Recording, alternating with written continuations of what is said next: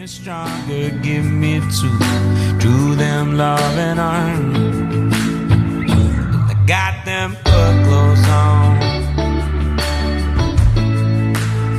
A little bit later. Welcome to episode 1 of the Sunday Songwriters Podcast. This is something that I've been wanting to do for a long time to help support the Sunday Songwriter Series in the Spirit Room. And I'm very excited to kick it off today with Grady Spencer, who's headed to Ohio for a February 1st show here in the Spirit Room with us. He's going to be with Will Overman. First time getting on the horn with you. I appreciate you taking the time to talk to me today, talk about the show, and get to know you a little bit better. So, Grady, welcome to being the first guest on the Sunday Songwriters show. Dude, it's an honor. I think this might be a first for me to be the initial guest of a podcast. So, dude, my week's already made today, so I'm feeling good. So, are you? You're from Texas. Are you at home in Texas right now, or are you on the road? I am. Yeah, no, I'm here in Fort Worth, Texas, at my home, and yeah, I got two young kids in the next room over here, so hopefully we can keep it nice and quiet. But it's they're on their last day of holiday break before they go back to school tomorrow. So yeah, here in Fort Worth, and was raised in Lubbock, which is kind of up in the panhandle of Texas, and yeah, I lived in Texas my whole life pretty much. So first let's talk about the Somewhere Upstate tour that's going on with you and Will Overman right now. Let's talk about that, how it came together.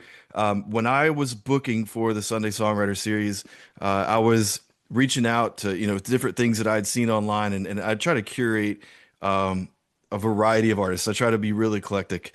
And I originally had reached out about Will, and it was Will and Grady are going to be together, and you were already on my radar. This is the second time this has happened in booking with this series, that I've gone to book somebody else and they said, well, how about this? And I was like, well, actually, I already wanted that. So Awesome. I got both of you in the same show on accident.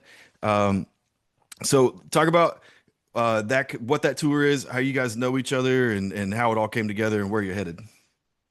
Yeah, so man, I've known Will several years now, probably longer. Man, I'm getting old, so like time melts together in my brain of like it feels like it was a couple years ago, but it's probably more like 5 or 6. But there's a gentleman who puts on these private parties out in Virginia, and he had booked us, man, a long time ago. I had a booking agent at the time, and he'd booked us this random private show out in Virginia, and I think this particular family were fans and wanted us, and so they had also booked Will on that show, and so we had kind of met at that party, and then from then on we would go on to play some other shows. We went back home to Texas, and then we would come back out on tour, and he opened some shows in I think DC and maybe Manhattan, but he came out and played with his band, and we just kind of always stayed in touch. And so his manager Evan, who's a good guy and was actually my manager for a little while, reached out and said, "Hey, we're putting together this solo tour, and we think you would be a great fit for some of these places." And so, some of these markets that we're playing, I've been playing for 6, 7, 8 years, and some of them I've never even been to. So, yeah, I'm just real excited about it. And anytime that I can get out of Texas and go see people who listen to my music, listen to Will's music, it's always a treat, because we get the comments, we get the DMs are like, "Hey, when are you coming here? When are you coming here?" And a lot of times it's just really expensive. It's hard to do, and to take a whole band all the way out, to Ohio or Virginia or New York, it's kind of cost prohibitive. And so to be able to do this with Will, who's somebody that I respect and like a lot, I'm just pumped. And so really looking forward to it. And I think these shows are going to be really good and incredible and fun. So You guys going to be out for a few weeks, or it looked about a little over a month, maybe? Is that what it was? yeah, so he's starting a week before me. So he'll have been out for a month. I'll be out. I'm meeting up with him in New York. I had some family stuff that I couldn't start as early as he was starting. But yeah, the whole tour will be about a month. and for me, I'll be out for about 3 weeks. So, yeah, it's gonna be a fun journey for sure. We so this will be a first for both of you, first visit to the Spirit Room and the Sunday Songwriter Series. And I when we started this event, when we started this we didn't start the venue, but when we started the series in the venue, the idea was that it's a listening room, right? It's an opportunity for you to come do what you do best in a comfortable space where you have that attentive audience.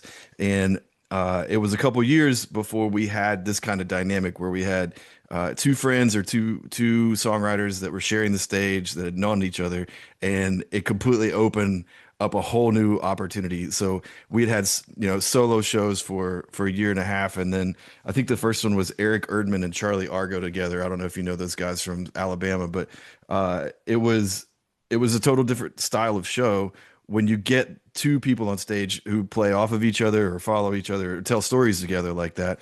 Do you guys share the stage? You do a set and then you do a set, or have you done this dynamic before? What's it like? Yeah, this is completely new. I've never, all the shows that we've done with Will have all been full band, and so it was like very divided. Right.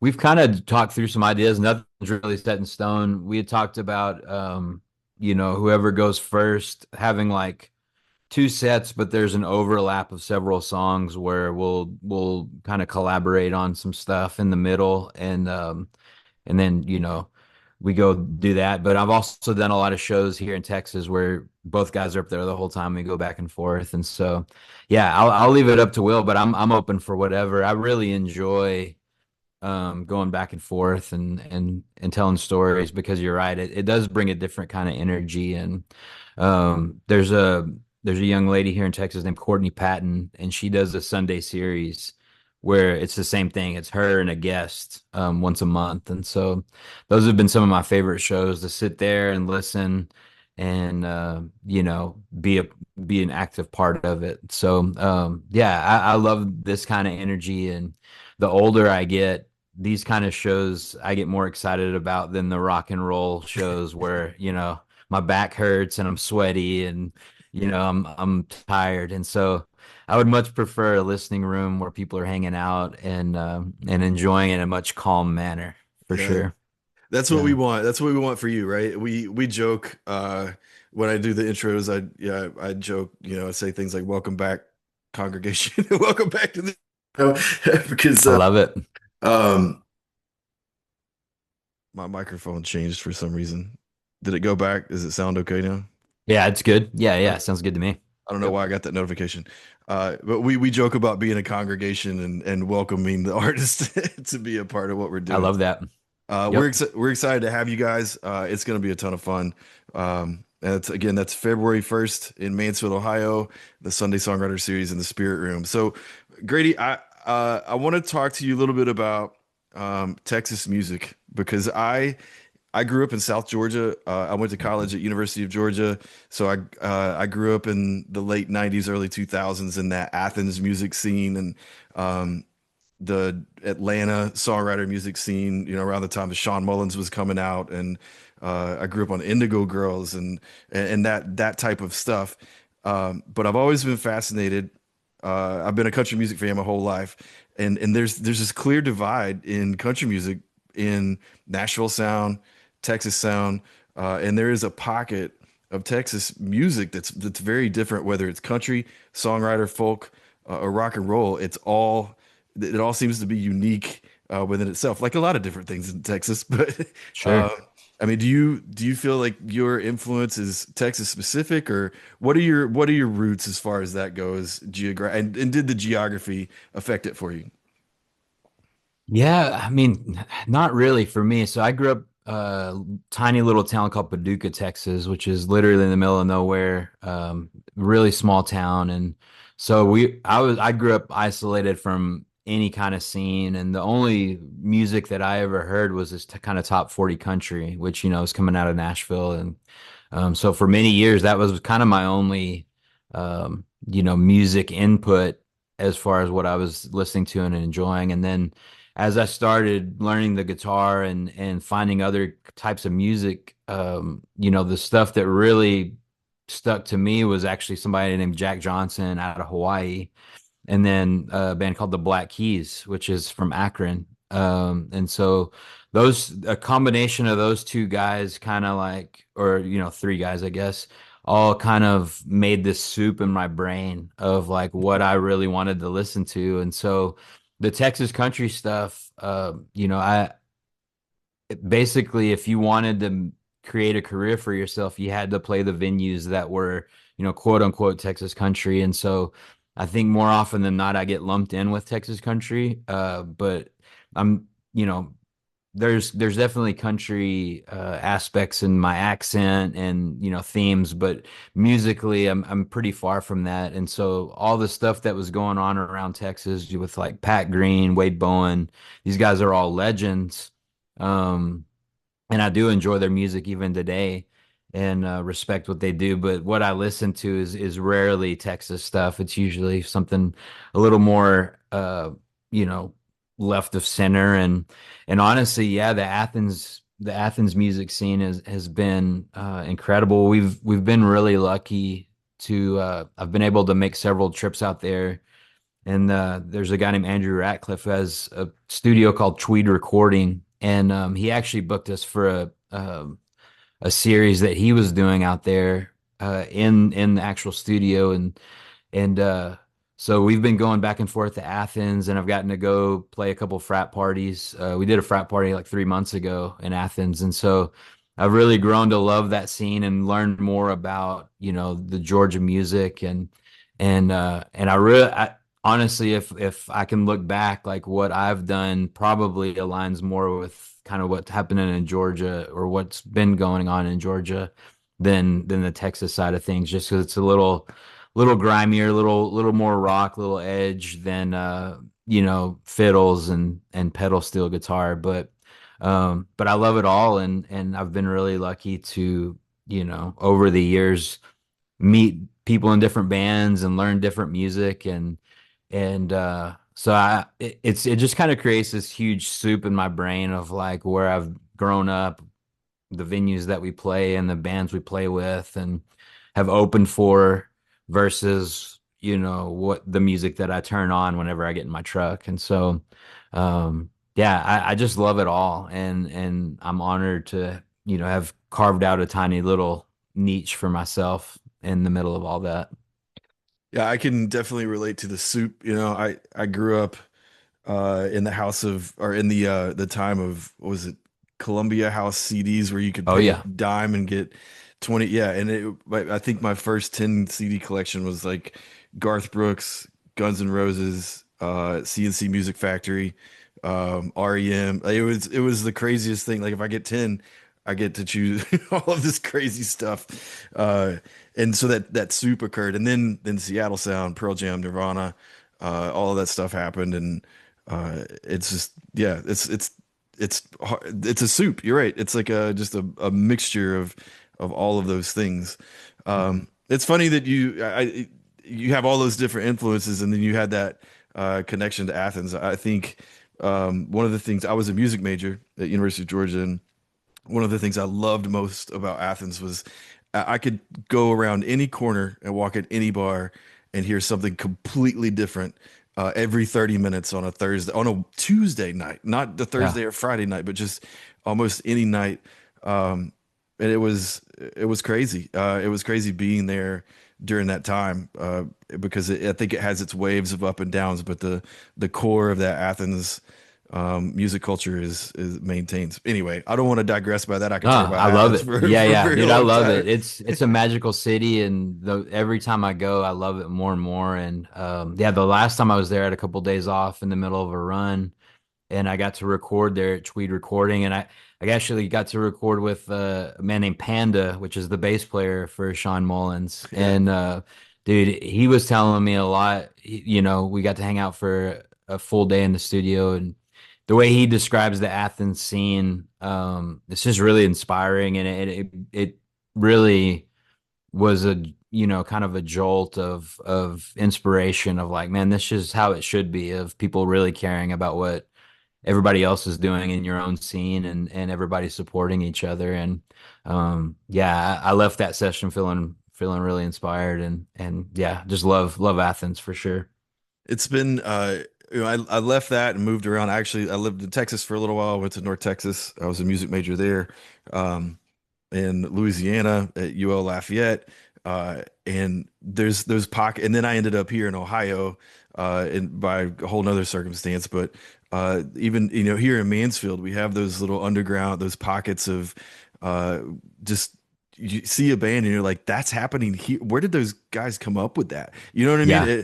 Like we have a Yep. band here called Dive Bomb that just first time I saw them live, I was like, where have they been? What garage have these guys been in the last Yep. 2 years cooking this up? You know what I mean? Yeah. It's so much fun to discover that stuff.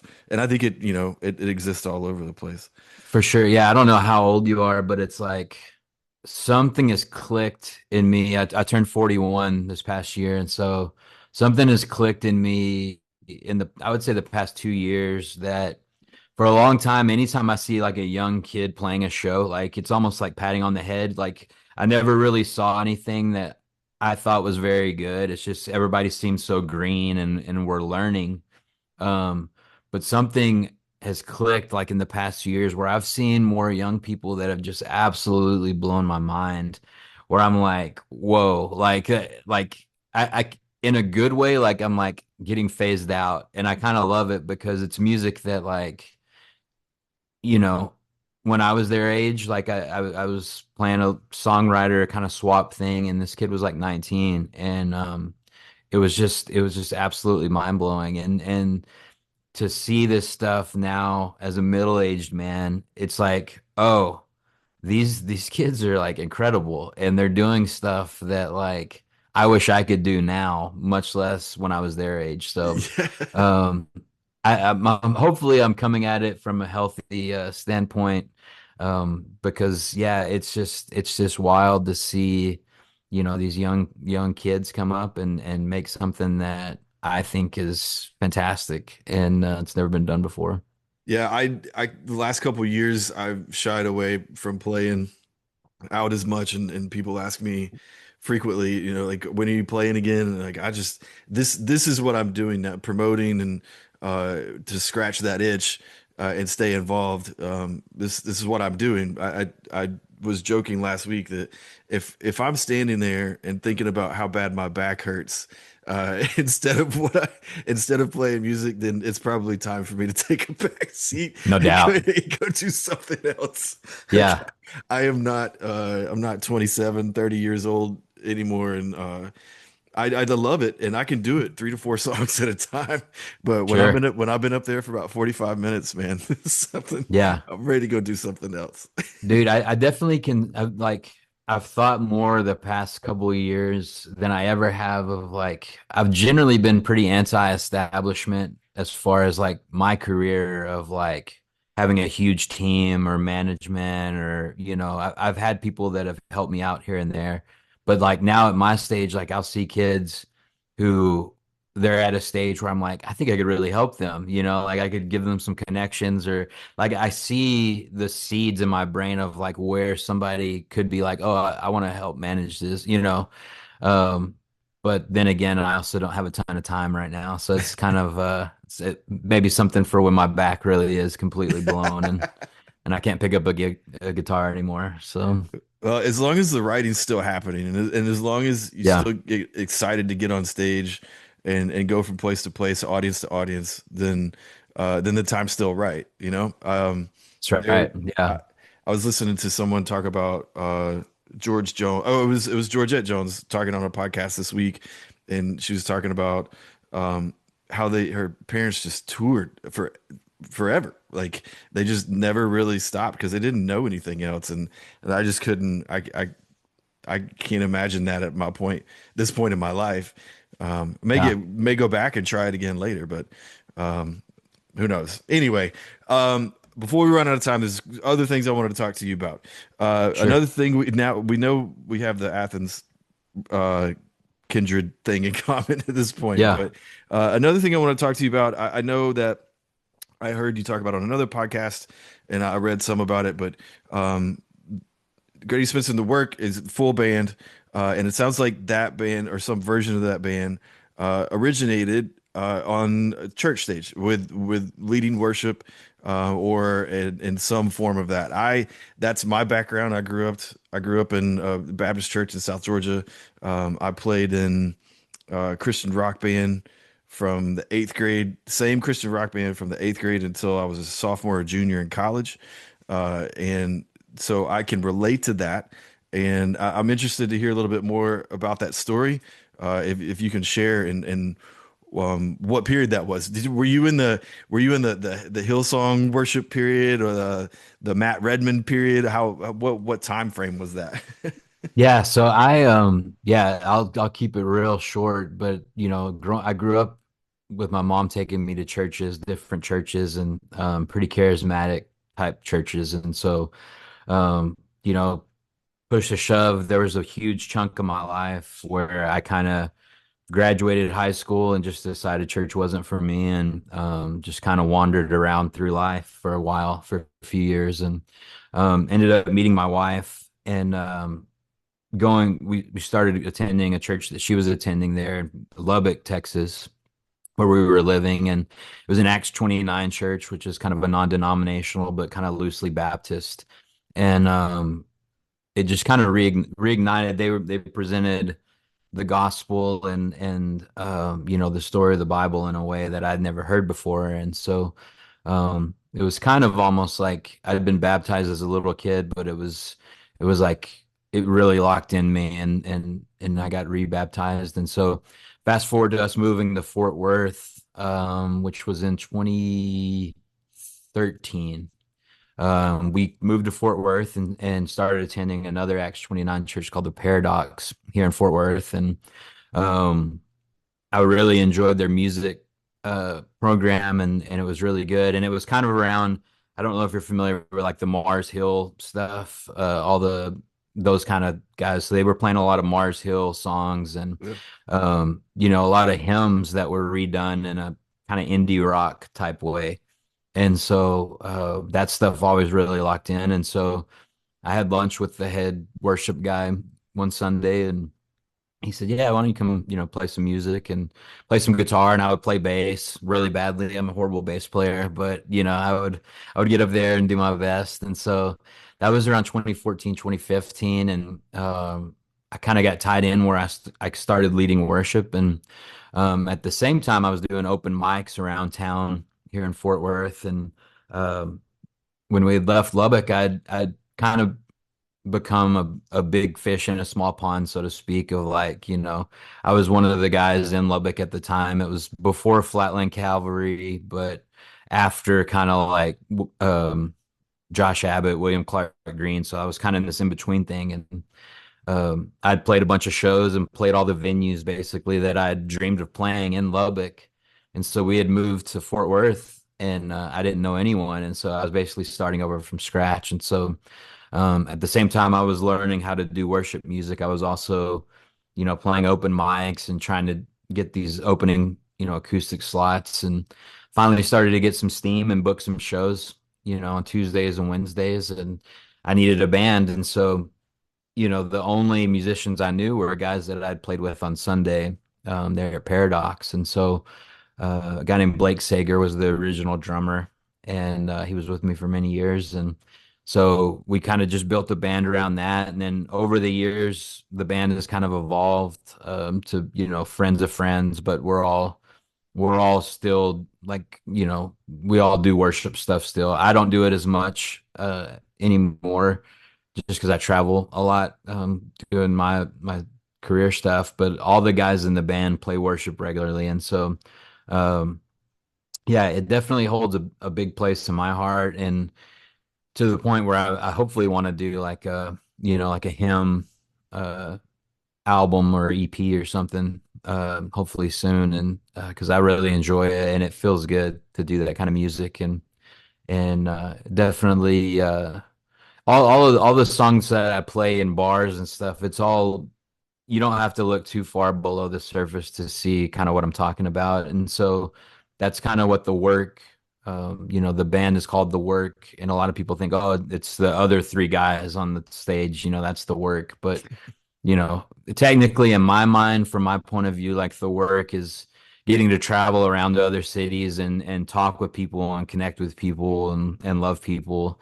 And so that's kind of the way I view the band and my career. And so far it's gone pretty good. I'm 15 years in now, and I've gotten to do so many cool things, and I think it's all based on, you know, finding my identity, not in how many tickets I sell or how many streams I have, but the connections I'm getting to make with people face to face. And I think it's a magical thing, and I'm pumped to be a part of it. That's awesome. I was excited to hear that background because like I said, I can relate to that too. Growing up in that setting, it's obviously it's a worship and it's spiritual. I don't mean to be disrespectful for that, but when you learn, there's a skill set, right, of being on that stage, and sensing energy, and being able to navigate, drive, and respond to that wave, right, of an audience. You get that from week after week after week of leading worship, and then when you go and you write your stuff, and again, I don't mean to be disrespectful in the line between the two things, but I'm talking about just the skill set that exists there.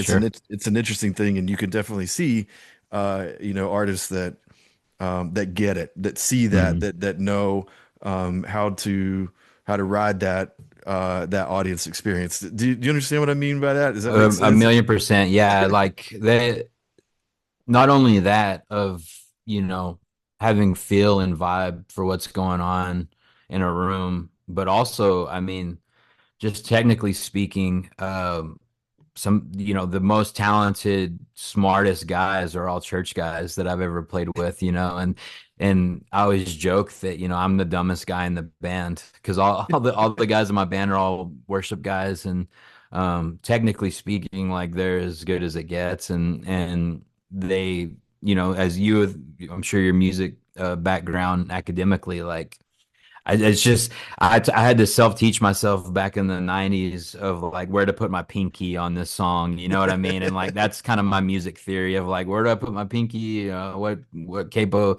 And so to see, the guys that seem really tapped into the music and can create freely, they're not having to sit there and think about what they're doing. They're able to look around and see what's going on in the room, and it really creates this atmosphere of like, whoa, this is special. Whether it's church music or just a show. And so, Yeah, yeah, it's an honor to get to play with guys like that. good deal. Grady, we're running out of time, but I appreciate you taking the time to come on and let me get to know you a little bit and talk to the audience and be the guinea pig for the first episode here for the Sunday Songwriters Podcast. Again, February 1st in the Spirit Room at the Phoenix, Mansfield, Ohio. You can follow us on Facebook at Valley Media and Productions, is the company that promotes the Sunday Songwriter Series. And you can make sure you follow the podcast too, the Sunday Songwriters. You'll be able to find this on YouTube and anywhere else that you listen to podcasts. Grady, can't wait to see you in February with Will, and I hope everything that leads up to that is safe travels for you.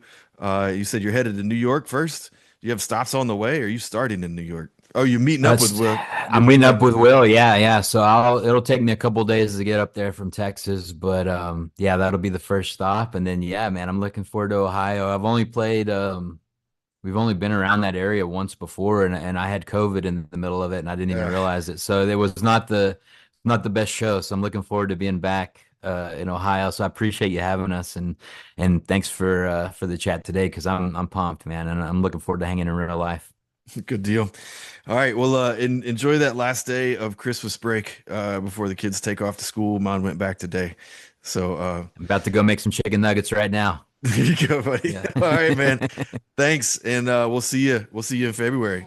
Sounds All good. right, thanks.